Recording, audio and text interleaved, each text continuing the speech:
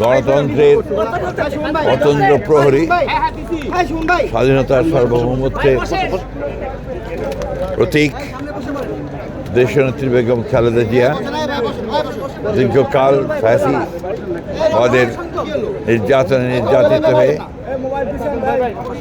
কারাবন্দী থাকার পরে তিনি দেশ ফ্যাসিবাদ মুক্ত হওয়ার পরে বিদেশে যুক্তরাজ্যে যখন চিকিৎসার জন্য গিয়েছিলেন, সেখানে প্রায় 4 মাস চিকিৎসা শেষে তিনি আজকে দেশে ফিরে আসছেন। এবং এটা আমাদের জন্য, গোটা জাতির জন্য আজকে একটা আনন্দের দিন।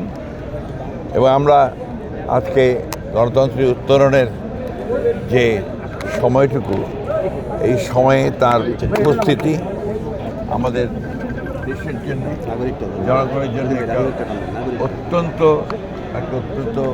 উল্লেখযোগ্য দিক।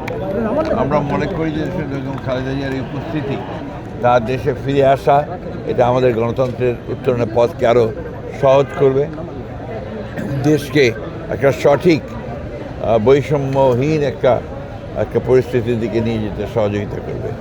দেশনেত্রী বেগম খালেদা জিয়া যেন অত্যন্ত সেফলি এখানে দেশে এসে পৌঁছতে পারেন, আমরা সেই জন্য দোয়া করছি।